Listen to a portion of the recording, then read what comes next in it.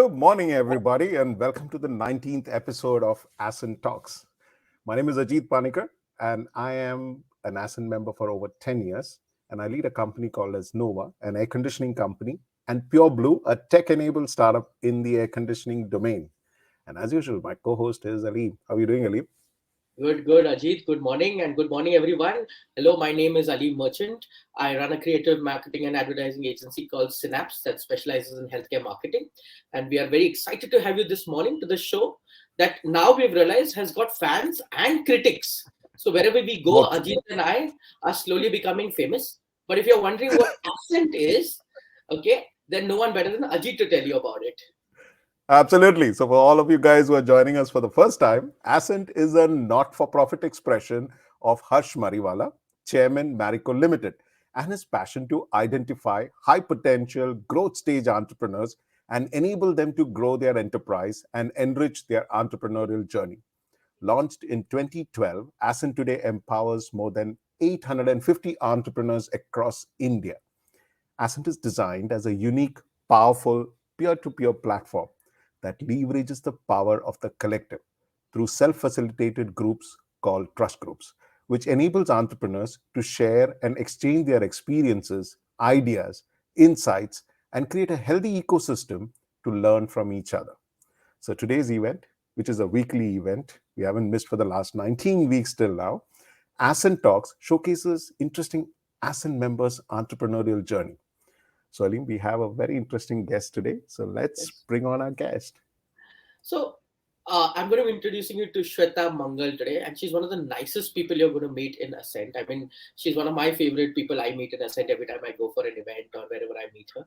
But yeah, so Sweta is the group CEO of Emergency. Emergency Group is backed by leading investors and is largely focused in the space of healthcare, operating ambulances, fertility clinics, and startup incubators. Ms. Mangal is also the co-founder of Zikitsa Healthcare Limited, one of India's leading ambulance companies, and ZHL manages more than 3,500 ambulances across 28 Indian states and has served 46 million people in India since 2005. Okay, let's listen to this. I feel like going in an ambulance. But anyway, presently Zikitsa operates ambulances in India and the UAE. Ms. Mangal has also co-founded Zivia IVF, a leading chain of fertility clinics, which is now in Jaipur and Pune.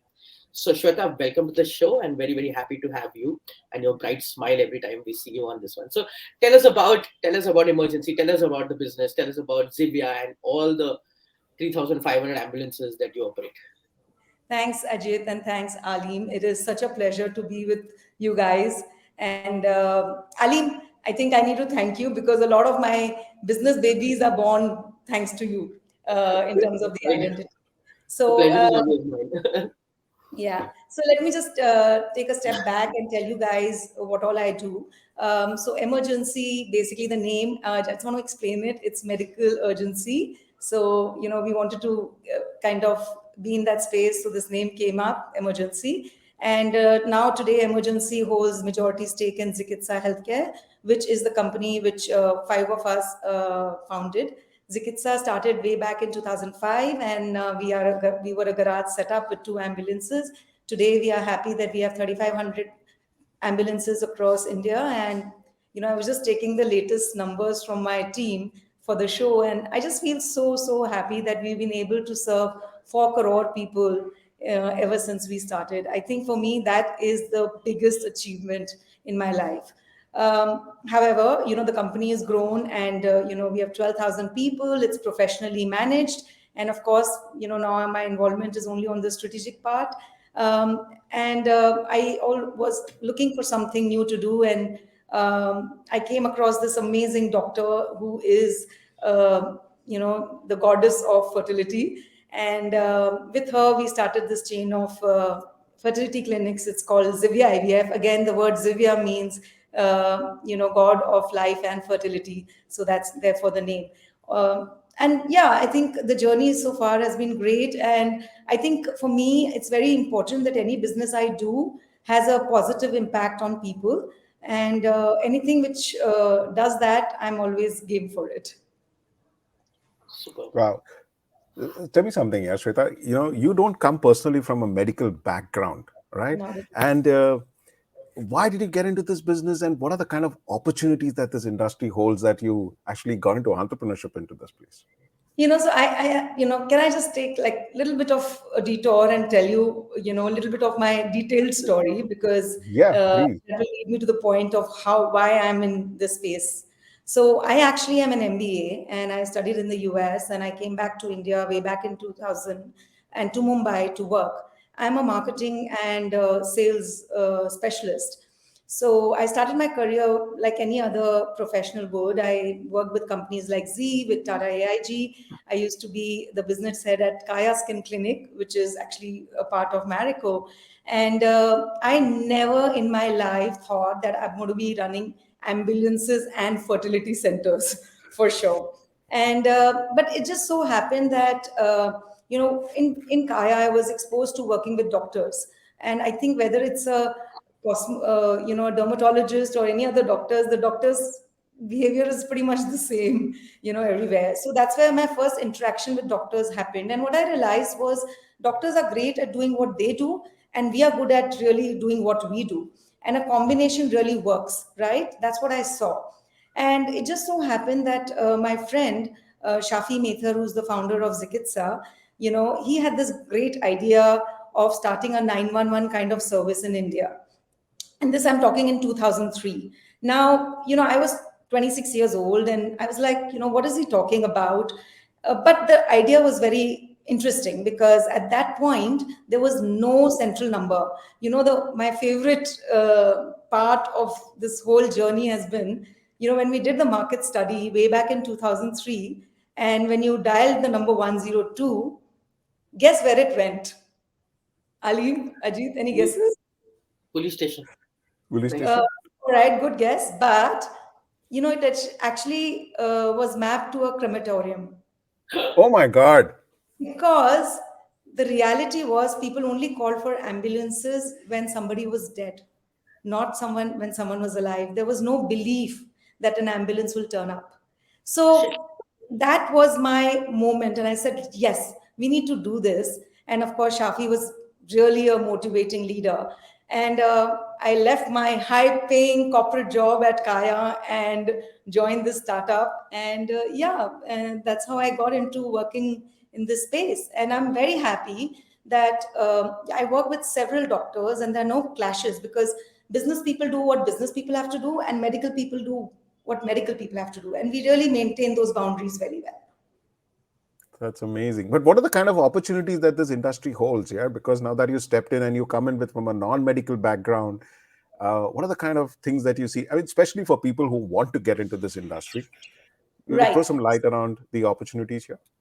Right. So I'll talk about the emergency care industry first, because that's what I've done for 20 years.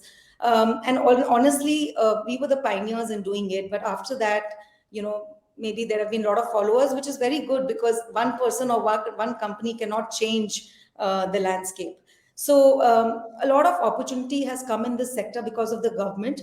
So after they started, the 108 service in a few states way back in 2005, now all the states have replicated this. So all 30 states in India now have a service which is 108, which is operated by a private operator. It doesn't matter, because at the end of the day, when you dial the number 108, a good ambulance will come to your rescue. So that opportunity is great in terms of numbers. Also related to that, government also has now done tenders for medical mobile units, wherein you go to the villages and treat the people who cannot come to the hospitals. So that's another area where we've expanded. There has been a separate fleet of ambulances which we work with the government for pregnant women. So that also has helped increase the institutional deliveries in the rural part of India. So government is a huge opportunity, I would say, but of course it comes with its pros and cons, and we have to live with that. On the private side, also people have become very health conscious, and the COVID has been life changing and game changing for any healthcare company. Everybody wants to take care of themselves, build their immune system. So we actually now have a separate vertical which focuses on the corporates. So for a corporate, anything they need, which includes whether they need a ambulance service for their employees, or whether they need a medical room, occupational health center, telemedicine, counseling services, you name it, and we provide that. And I'm happy that, like how we have become one of the largest in the government sector, in the private also, in the next 2 years we will be the largest. Wow. So Ali, what she's saying is phone call used to go to the crematorium. I changed that और पूरा देश बदल गया. That's what she's trying to say. मैंने नहीं Amazing, बोला देश actually. बदल दिया, मैंने कभी नहीं आपने बोला। बोल दिया ना, आपने नहीं नहीं बोला, लेकिन हमको समझ में आ गया ना. नहीं, मैंने नहीं बोला. We made a small effort, and that small effort was replicated by a lot of people. And I think, when you have a new industry forming, we never ever thought that we'll be the only one who will change it. And we are so happy that today there are 7, 8 success stories in this space. And together we are probably, helping this small bit in India. That's amazing, truly Yeah, amazing. and I truly believe that in healthcare, even if you affect one life, that's great. If desh nahi badla, that's a different thing. But even one life changing is a great thing that happens in this space. Yeah, and So, also just coming to the fertility part, I mean, I got into it because I met this great. So I always believe in working with good people. I think if you work with good people and do good things, everything else will follow. true. And I didn't know when I got into this fertility area that the problem was so huge. 1 out of every 5 couple today is facing infertility issues. And it's always, obviously the given fact is that today the lifestyle, the stress, the phone, the food, everything is just not the way it should be. And that leads to all these issues. And one major thing which I found out was that always infertility, people used to think, Arey, women mein problem hai. It's not that. 50% is because of the women and 50% is because of the men. And I think that's also been a great sector to be in. And I now see, I mean, in 1 year we opened 2 centers, and we're going to open 2 more this year. So yeah, we want to scale that up rapidly, not just so that we do a good business, but also that the kind of work which we're doing can be benefited to a lot of people. Super. And Shweta, what are the challenges you face? I mean, there are opportunities and then there are challenges. Like you said, working with governments is one thing. So, what kind of challenges do you face in this whole scenario? Let's take the ambulance piece first, and then we'll probably do the infertility one. So we promise that this show is going to be insightful and exciting. So I don't want to, take away much of that from this answer. But challenges, I think, are in every business, and we all have entrepreneurs have been through it. Finding the right team is the biggest challenge when you are really small and when you don't have the money to pay, and to get people who really believe in your vision and passion is always a challenge. I mean, today the company is, really scaled up, and we have 12,000 employees. But still, in the core team, I always keep looking for those good people who have the passion to do what we are doing, right? So I think that is always a challenge. Money, funding. You always have to be on a roadshow, because to grow a good idea, initially, of course, you can bootstrap it, and you get families and friends to help you out with it. But at scale, you need the money, right? So that always is a, I would say, challenge. But yes, now now the market has become much better. Way back in 2007 when we started, I mean, it really was very tough. Working with the government, of course, it's a big challenge, but it also gives you the volume. And like I say, you want to, when you have your values clear in your mind, I think there are a lot of decisions which you take become very clear, right? And so when we work with the government, of course, we have to deal with all kind of people, all kind of things which happen. But I think we are very clear as to how we want to do the business. In fact, we have said we have lost a lot of business because we are not in any of the things which are required to be done, and we just say no, or we are happy to lose, but we don't compromise on the quality of the service which we provide. So I think that's been a challenge, but it's okay. I never say we want to be the number one ambulance company in India. I know it's not possible given the values we have, but so be it. It's okay. But Shweta, this also brings to a question, because you actually pioneered this whole thing of emergency and everything. But then what got you into IVF? Because that's a different space altogether. Why did you choose that space? Well, so obviously, as every company, when the company grows, you've come through a lot of points when there are things which are not working the way you wanted to make it work. There are things which you feel not very comfortable with, and at that point, I said, look, I may not, I've done my bit in Zikitsa, and maybe now it's time for somebody else to kind of take it to the next level. You have to realize as an entrepreneur what you can do and what you cannot do. And when you do a startup, it's a different story. When you scale up, it's a different story. And that's when I took a back seat. Right now, I am as a personality is not used to backseat. Well, I have taken a backseat in Zikitsa, but then I wanted to do challenge myself with something new.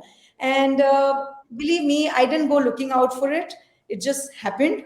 And when it happened, I said, let's try with one clinic. And yeah, and now I really kind of enjoy doing what I'm doing. Shweta, these sound like really big numbers, really big geographies you're covering, so much impact. What is the impact? What is the joys that you've bought? Tell us a little about, how your business is actually, I know you're being humble about it, but how is it changing the landscape in India overall? Well, so to start with, I think one of the leading public-private partnership projects in India in NRHM or NHM has been the ambulance service, right? The 108. Yeah. I think earlier when the government used to do stuff, everything used to be like we have to do it on our own. Which of course, I personally believe government should be at a strategy level, thought process level. The execution should actually be left to private parties. But the trust factor was really lacking. And initially the first few projects we did, actually I had this conversation with a few officers that why do you always think that the private sector is bad, and you're always thinking that we are here only for the money. So that was the mindset which was there, and I'm happy to state that today 108, and not just because of us, because of there are two other competitors also have got. I mean, we've done a good work, and because of that, they probably have got the confidence to do PPP in other projects as well, which are Wow. health related. So I just told you about the pregnant women fleet, which we have, and our competition has. Now, you'll be very interesting. There's a huge project of the government, which is called veterinary units, mobile veterinary units. So just how you have the ambulance services to serve people, there are going to be in the next 2 years, every state will have a separate fleet of vans only to treat animals, Wow. right? Wow. and I love that. and also the beauty is that that is going to be again done in PPP, right? So I think it's been a win-win situation for both sectors, the private and the government, because the government has been able to focus on thinking through what they want to do, and the private sector, which includes us, is the implementing arm. So I think that's the change we have brought to the landscape, right? That's amazing. Yeah, that's absolutely amazing because Mhm. you got into business to make a difference and then you actually build it, scale it, and monetize it. That's fantastic. So it becomes very sustainable. But here's the big Absolutely. question. It has to be sustainable. I mean, I Yeah. am really telling you that initially, actually, when we started, we were, like I said, I was 26, and Shafi was very eager to, he has this vision that, you should leave this country, the way you wanted to see it, right? So you want to make it a better world. And we thought we'll do NGO, we'll do charity and all. But then we realized, भैया charity पे नहीं चलने वाला, ये तो business की तरह ही चलेगा, because at the end of the day, the person who is getting served by a driver and a paramedic or a doctor, and they have to run their houses. Similarly, the call center people have to run their houses. So how much money are you going to raise through charity, right? So at the end of the day, it has to be a sustainable business. Yeah. So, but Shweta, before I take you to the next question, I've heard you speak at the UN, and you must share that little thing of how you actually started off charity and realized, yaar, ye to nahi chalne wala hai, and then you guys actually reinvented on how to make it sustainable. And that's a very interesting way you guys looked at the business. So please do share with us that. Yeah. So when we started, like I said, we thought we were going to do charity service. We started with two ambulances, and it was like, okay, we'll charge people based on how they look and whatever. So somebody used to say, "अच्छा discount दे दो तो दे दो," और कोई कह रहा है पैसे ले लो तो ले लो. So we said ऐसा नहीं चलने वाला. 3 months we realized that our model is completely flawed. We cannot work like that. So the first change we brought about is that the rate card was based on the destination, because today, if a person chose to go to a Hinduja or to Leelavati or to a beach candy, you would say, sir, you have to pay these charges. But if the person wanted to go to a government hospital, which is a KEM or a Sion, the rates were subsidized for that. So this is when we were working privately. And also to kind of earn additional revenue, we gave the outside of the ambulance as branding opportunity to corporates. And I remember there's one early article which came. We said, "Oh, the Formula One ambulance has been launched," because at one point we had like some 10 logos on the ambulance.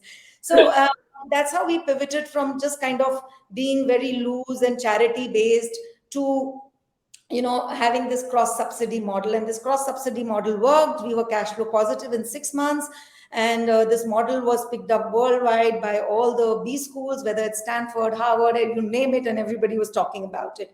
And then we realized that this model will work only in a metro, because that's where the rich and poor kind of exist. What happens to the rural area? And while we were thinking, I think sometimes, God aligned stars. I strongly believe that. And, the government started thinking of doing this 108, and, the tenders started to come out. And I think today I'm very happy that when we work with the government, the major impact is in the rural sector, right? Because private people, I mean, people who can pay, they have a lot of options and choices, right?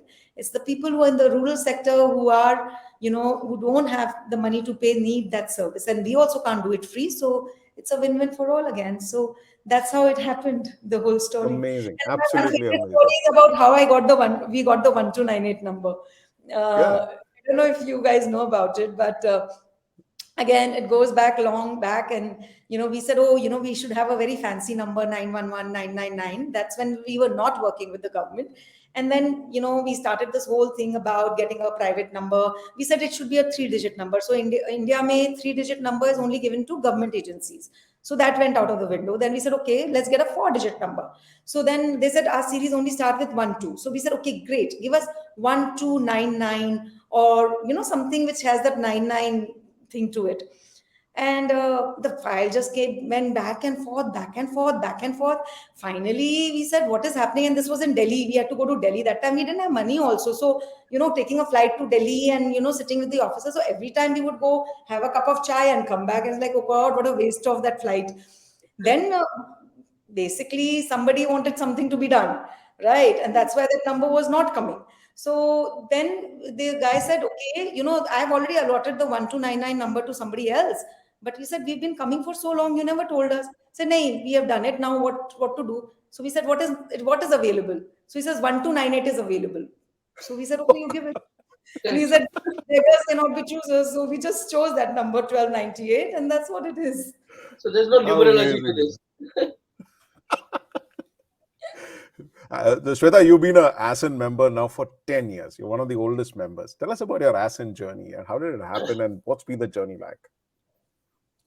I think sometimes I feel Ascent has been like my parents, okay? Like my family. I've grown up in Ascent. And when I joined Ascent, I was a very different entrepreneur. And today I'm a completely different entrepreneur. And I would say I'm a better leader. And a lot of credit goes to Ascent. The kind of people who are in my group, I learn from them every meeting. I know how to conduct myself. I was very young when I started my entrepreneurial journey. And it's not that I inherited this business from my parents. So everything was doing it, on the go. And now when I look back, I feel that if Ascent was not there, I would have made so many mistakes in this journey. I did make mistakes still. I'm not saying I didn't make any mistakes, but the mistakes, of course, have been much lesser.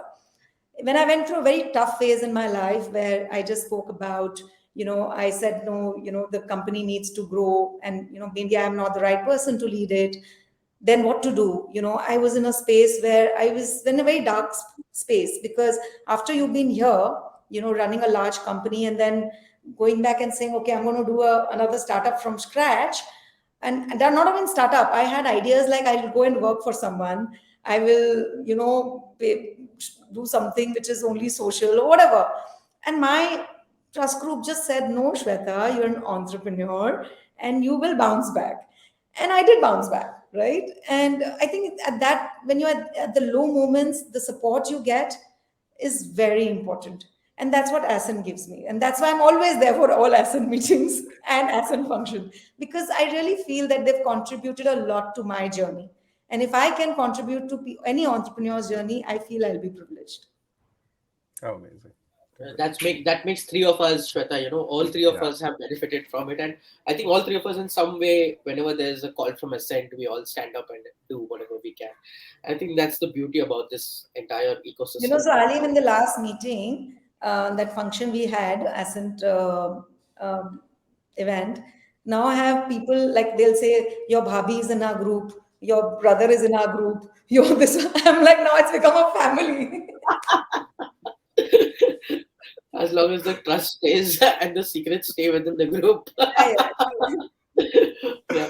But you're like a South Bombay girl working with rural. I mean, that's a rare combination. But tell us about your personal life, about not personal life, but personal hobbies and stuff like that. Yeah. What do you do that keeps you interested in life generally? All right. So first of all, I'm not a Sobo girl. I am from a small town in Rajasthan called Byawar, and I'm very proud of it. Wow.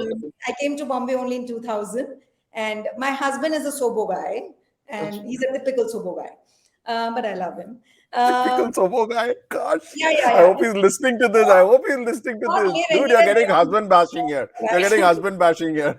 No. Not bashing. I said I love him. Okay.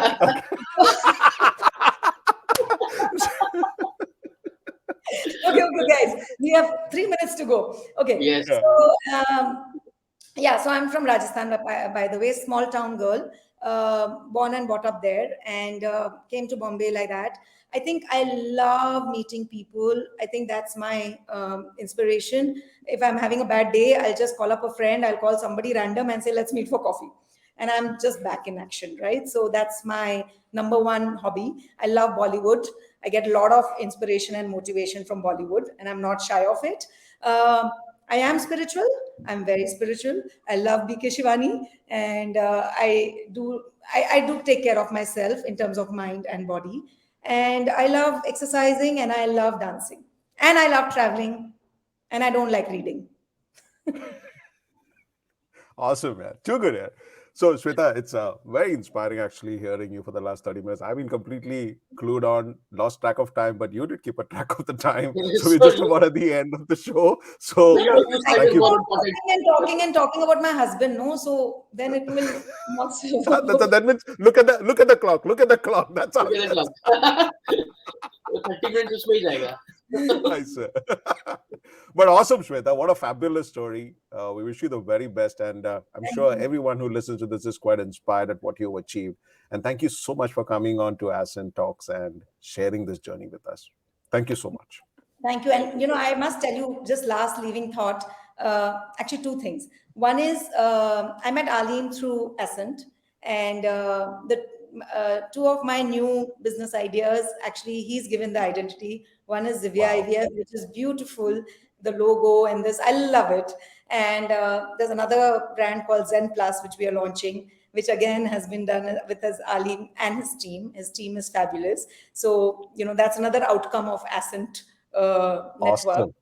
And I just want to leave everybody with one thing, which I strongly believe in. And I think it's really helped me, and probably it will continue to help me in the future, is that no matter how tough things are out there, just think positive, because it's your thought which actually creates your destiny. So never be mean to yourself.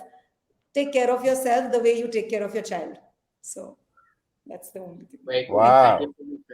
The spiritual side is showing up, buddy. It's really showing up. But thank you so much, Sweta. Thank you very much for taking time for us. Thank you very much. Thank you so much. See you soon. See you soon.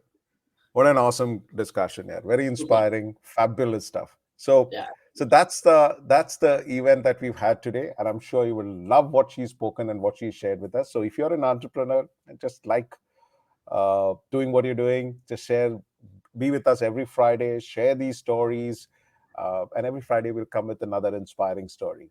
But if you believe that you're an entrepreneur who wants to scale up, who wants to be part of Ascent, like all the Ascent members who've shared their Ascent journeys with you, get to ascentfoundation.in and put in an application, and an Ascent team member would get in touch with you.